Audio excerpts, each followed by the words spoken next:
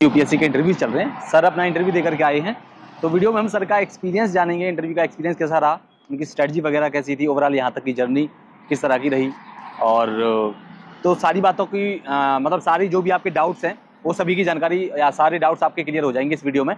तो चलिए सर से बात करते हैं। सर कैसा रहा आपका इंटरव्यू? इंटरव्यू आज का बहुत अच्छा रहा मेरा। जी, मेरा बीबी स्वयं सर का बोर्ड था और जो भी क्वेश्चन मुझसे पूछे गए वो काफ़ी वेल राउंडेड डिफरेंट एरिया से पूछे गए, तो ओवरऑल एक्सपीरियंस काफ़ी अच्छा रहा मेरा। ओके सर, थोड़ा सा अपने बारे में बताइए। आपका नाम वगैरह क्या है, कहाँ से आए हैं आप, एजुकेशनल बैकग्राउंड वगैरह क्या है? मेरा नाम साकेत कुमार झा है जी। मैं गुजरात में रहता हूँ और मैंने आईआईटी मद्रास से केमिकल इंजीनियरिंग में ग्रेजुएशन किया है। ओके, ये आपका कौन सा अटेम्प्ट है और मेंस इंटरव्यू कौन सा है? ये मेरा थर्ड मेंस था और मेरा फर्स्ट इंटरव्यू था। ओके, थर्ड मेंस पहला इंटरव्यू। और अटेम्प्ट कौन सा है सर? ये मैं लास्ट। अच्छा, लास्ट अटेम्प्ट है। ओके, तो सर लास्ट अटेम्प्ट है आपका, और पिछले जो अटेम्प्ट्स की जर्नी आपकी क्या थी, किस तरह की जर्नी थी, और इस बार आपने क्या कुछ चेंजेस वगैरह किए? पिछली बार से आपका मेंस रुक रहा है, पहला ही इंटरव्यू जैसे आप बता रहे हैं, तो क्या कुछ चेंजेस किए, क्या स्ट्रेटजी आपने इस बार की फॉलो करी थी? मेंस में जैसे कि आंसर राइटिंग बहुत ही इंपॉर्टेंट होता है और सिलेबस वेल कवर्ड होना चाहिए मीन्स आंसर लिखने के लिए। तो अच्छे से सिलेबस का प्रिपरेशन करना, सारे थीम्स को कवर करना, GS 1 2 3 4 जितने भी एरिया है सबको कवर करना, ऐसे एथिक्स ये सब चीज़ें जो स्टार्टिंग में लोग कवर नहीं करते ठीक से, और प्लस करने के बाद आंसर राइटिंग करना, टेस्ट सीरीज देना। तो कलेक्टिवली ये सब जब सारी चीज़ें होंगी तब एक अच्छा मेंस अटेम्प्ट कहलाएगा वो। ओके, आंसर राइटिंग वगैरह के लिए आपने क्या कोई टेस्ट सीरीज वगैरह ज्वाइन करी थी, या फिर अपने आप से PY क्विज वगैरह से करते थे? कहाँ से क्या कुछ करते थे? मैं PY क्विज भी अपने से भी करता था और मैंने टेस्ट सीरीज भी ज्वाइन की थी, क्योंकि टेस्ट सीरीज़ में आपको एक इवैल्यूएशन मिलता है और आपको मेंटर से भी कनेक्ट किया जाता है। तो एक तरीके का एक्सटर्नल फीडबैक जो कभी कभी हम खुद एनालाइज नहीं कर पाते कि हमारे नेगेटिव्स क्या हैं, तो एक एक्सटर्नल फीडबैक के लिए मैं टेस्ट सीरीज भी ज्वाइन किया था। क्या PY क्विज जो ऑफलाइन हम लिखते हैं, लगाते हैं, वही ज़रूरी है? क्योंकि होता क्या है कि हम जब एग्जाम में बैठते हैं तो हमको आदत होनी चाहिए एकदम पेन कॉपी लेकर के लिखने की। बहुत से लोग ऑनलाइन लगाते हैं, ऑनलाइन करते हैं, क्या थोड़ा बहुत फर्क पड़ता है इस सब का? जी, जैसे कि असली एग्ज़ाम में ऑफलाइन होने वाला है और 3 आवर्स का एक सेट होता है पूरा, तो अल्टीमेटली स्टार्टिंग में स्टूडेंट्स कर सकते हैं कि थोड़ा सिलेबस या नॉलेज चेक करने के लिए, लेकिन अल्टीमेटली आपको 3 आवर एक साथ देना ही चाहिए, तो ही आपकी अच्छे से प्रैक्टिस हो पाएगी। जी बिल्कुल। थोड़ा सा सर इंटरव्यू के बारे में बताइए, किस तरह के सवाल पूछे गए थे? क्योंकि मेरा केमिकल इंजीनियरिंग है तो थोड़ा सा केमिकल इंजीनियरिंग से रिलेटेड पूछा गया था, और थोड़ा फिलोसफिकल एरियाज लाइक हैप्पीनेस क्या है, लीडरशिप क्या है, और क्योंकि मेरा IIT मद्रास है तो IIT मद्रास से क्वेश्चन पूछे गए थे, और मेरा PSIR ऑप्शन है तो मुझसे नेपाल, भूटान, तो काफ़ी वेल राउंडेड इंटरव्यू था मेरा। ओके, IIT से आप ग्रेजुएट्स हैं, क्या लगता है कुछ सवाल यहाँ पर डिफरेंट रहे होंगे? कुछ सवाल तो डिफरेंट थे, लेकिन ब्रॉडली एक आइडिया लग जाता है कि किस एरिया में आपसे पूछे जाएंगे। जैसे कि मेरा PSIR ऑप्शन है तो बट ऑब्वियस था कि IR के क्वेश्चन मुझसे पूछे जाएंगे, और क्योंकि मेरा ग्रेजुएशन IIT से है और board they expect that person coming from IIT उसको पता होगा काफ़ी सारी चीज़ें, तो वो टेक्नोलॉजी, आर्टिफिशियल इंटेलिजेंस ये सब से भी पूछे गए थे मेरे से सवाल। सर क्या लगता है लास्ट अटेम्प्ट तक यहाँ तक आना, और क्या कुछ कमियाँ रहीं पिछले अटेम्प्ट्स में जिसकी वजह से फाइनल सिलेक्शन नहीं हो पाया? काफ़ी सारी चीज़ें थी जो होनी चाहिए थे वो नहीं हो पाई। जैसे कि मेरा एक फाउंडेशन अच्छे से नहीं प्रिपेयर हुआ था, क्योंकि मैंने स्टार्ट कोविड के टाइम किया था, तो मेरा फाउंडेशन बहुत स्ट्रॉन्ग नहीं था। फिर धीरे धीरे मैंने सिलेबस कवर किया, फिर मुझे आइडिया नहीं था स्टार्टिंग में कि इस एग्ज़ाम की तैयारी कैसे करनी है, तो धीरे धीरे मुझे उसका आइडिया लगा। तो ग्रेजुअली जो जो मेरी कमियां थी तो वो सबको मैंने पूरा किया, तो फिर फाइनली में आते यहाँ पहुँचा। तो क्या आप जो कह रहे हैं उसके अकॉर्डिंग मैं ये समझ सकता हूँ कि जो बच्चे अगर इन सब चीज़ों पर ध्यान दें अटेम्प्ट लेने से पहले, मतलब अपना एग्ज़ाम देने से पहले, तो क्या वो इतनी लंबी, मतलब आपके जैसे लास्ट अटेम्प्ट तक पहुँचे हैं, वो 1-2 अटेम्प्ट में क्रैक करके निकल सकते हैं? बिल्कुल देखा जा सकता है कि बहुत सारे लोग फर्स्ट अटेम्प्ट, सेकेंड अटेम्प्ट में क्रैक कर लेते हैं। तो क्योंकि उन लोगों को एक तरीके से जब वो कॉलेज में रहते हैं या पहले उनको आइडिया रहता है कि हमें सिविल सर्विसेज में जाना है, तो उनके साथ साथ वो तैयारी भी शुरू कर देते हैं। बट सपोज़ आप ग्रेजुएशन के बाद भी तैयारी शुरू करें तो कम से कम आपको 1-2 साल डेडिकेटेड इसके लिए आपको एफर्ट लगाना पड़ेगा। ये छोटा एग्ज़ाम नहीं है, क्योंकि सिलेबस कवर करना, 3 स्टेज का एग्ज़ाम होता है, प्रीलिम्स का अलग तैयारी होता है, मेंस का अलग तैयारी होता है। सिलेबस सेम रहता है लेकिन थोड़ा सा वेरिएशन भी आता है हर स्टेज में, इंटरव्यू का अलग तैयारी रहता है, तो आपको एक डेडिकेटेड टाइम और एफर्ट दोनों लगेगा इस एग्ज़ाम में। सर आपने तैयारी कब से शुरू करी थी? आपने कॉलेज टाइम से करी थी या फिर जब कॉलेज पास आउट करके तब करी थी? कब से करी थी आप? नहीं, मैंने कॉलेज पास आउट कर लिया था, उसके बाद मैंने तैयारी शुरू की। जॉब वगैरह करी थी? थोड़ा मैंने जॉब भी किया था। मतलब जॉब के साथ तैयारी? जी, जॉब के साथ तैयारी की। क्या लगता है जॉब के साथ तैयारी करना सही है कि एक माइंड में ये नहीं रहता है कि हमारे पास हमारा करियर इनसिक्योर है, ठीक नहीं है, ये सब रहता होगा माइंड में?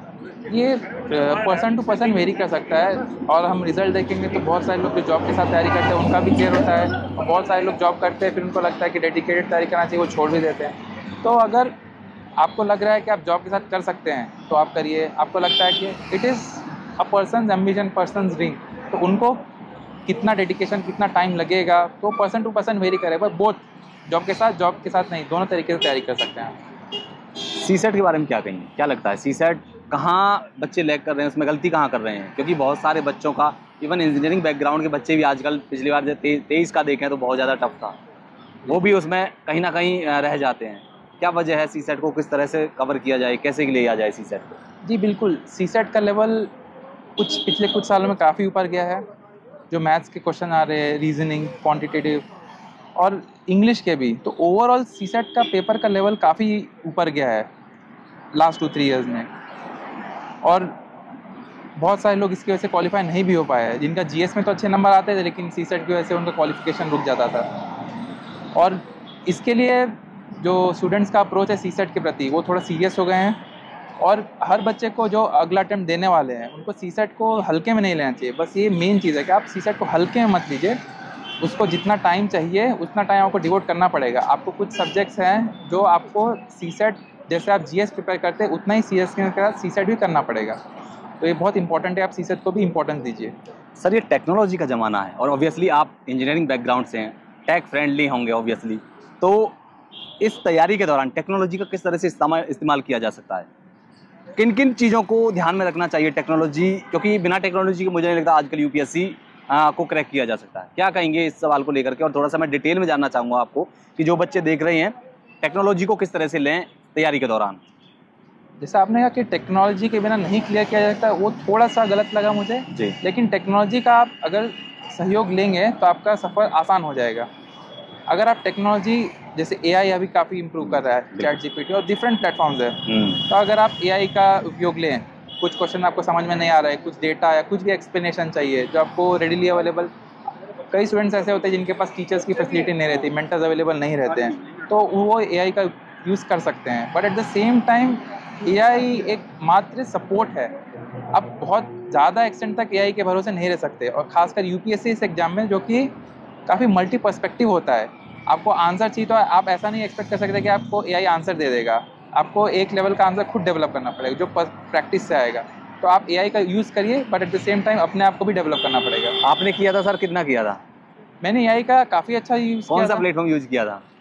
मैंने चैट जीपीटी यूज़ किया, जेमिनी यूज़ किया, परप्लेक्सिटी यूज़ किया, तो और अभी डीप सी के उतना यूज़ नहीं किया है, अभी उसको भी यूज़ करना। तो अभी आया, ग्रॉक भी आ गया अब तो एआई का बेशक, और ऐसा नहीं है सारे बच्चे एआई का उपयोग करेंगे, क्योंकि टेक्नोलॉजी है उसका यूज़ करना भी चाहिए, बट कितना यूज़ करना है, किस एक्सटेंट तक और कहाँ कहाँ यूज़ करना है, ये पर्सन टू पर्सन वेरी करेगा। बट डेफिनेटली आप एआई के थोड़ा सा आप सपोर्ट ले सकते हैं। क्या कहेंगे सर कि सोशल मीडिया थोड़ा सा डिस्ट्रैक्शन क्रिएट करता है कैंडिडेट्स को, जो एस्पिरेंट्स हैं उनको इनसे दूरी बना लेनी चाहिए, बिल्कुल बहुत से कट ऑफ कर जाते हैं, या फिर साथ में लेकर के चलना चाहिए, कोई दिक्कत नहीं है?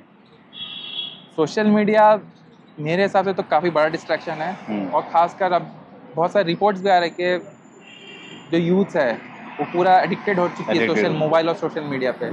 तो यूपीएससी जैसे प्रिपरेशन में जो बहुत समय मांगता है, जो बहुत एफर्ट मांगता है, तो आप ये नहीं कर सकते कि आप सोशल मीडिया भी चला रहे हैं जिसमें काफ़ी टाइम जा रहा है आपका, और आप प्रिपरेशन भी करें, तो आपकी वो प्रिपरेशन अच्छी नहीं मानी जाएगी। तो फॉर द टाइमिंग, अगर आप 1 साल 2 साल के लिए डेडिकेटेडली प्रिपेयर कर रहे हैं तो आप कोशिश करें कि आप सोशल मीडिया कम से कम यूज़ करें। अगर आप इसको अवॉइड कर सकते कंप्लीट तो बहुत अच्छा, लेकिन कोशिश आपको ये नहीं चाहिए कि आप कम से कम यूज़ करें उसको। ऐसे इथिक्स के लिए आपकी क्या स्ट्रेटजी थी? एथिक्स में भी एक वेल डिफाइंड सिलेबस है, तो आपको टॉपिक बाय टॉपिक उसका सिलेबस कवर करना चाहिए। केस स्टडीज़, और जैसे एथिक्स का पेपर होता है सेक्शन ए सेक्शन बी, तो सेक्शन बी का अप्रोच कैसा रहेगा केस स्टडीज़ का, सेक्शन ए का अप्रोच, तो आपके पास एक प्रॉपर स्ट्रेटेजी होनी चाहिए, आपके पास पूरा कंटेंट कवर्ड होना चाहिए। और आपको एथिक्स में आंसर राइटिंग बहुत इंपॉर्टेंट है, क्योंकि मेन एग्जाम प्रेशर में एथिक्स का आंसर लिखना सबसे मुश्किल होता है, इसलिए एथिक्स के लिए आंसर राइटिंग वेरी मस्ट है। और सर ऐसे के लिए? ऐसे के लिए भी जैसे ऐसे का बहुत वेरिएशन आता है, कुछ लोग नेचुरली बहुत अच्छा लिखते हैं जिनका लैंग्वेज प्रोग्रेस बहुत अच्छा होता है, कुछ लोग उतना अच्छे से नहीं लिख पाते, उतना अच्छे से वोकेबलरी, ग्रामर ये सब, पर फिर भी उनके मार्क्स कम आते हैं, ऐसी बात नहीं है। तो ऐसे में लैंग्वेज एक मैटर है, पर कंटेंट, ओवरऑल कंटेंट और आपके ओवरऑल जो आइडियाज़ है आप उसको एक्सप्रेस कर पाए कि नहीं कर पाए। तो ऐसे में आपका सीक्वेंस, आपने 4 पॉइंट ही लिखे लेकिन आपने सीक्वेंस लिखा, फ्लो में था, लॉजिकल लगा, रादर देन आपने 10 पॉइंट लिखे और जो हाफाजात थे। तो ऐसे में आपका सीक्वेंस, लॉजिकल, कोहेरेंस ये बहुत इंपॉर्टेंट है। ओके सर, आपका ऑप्शनल क्या था? PSIR।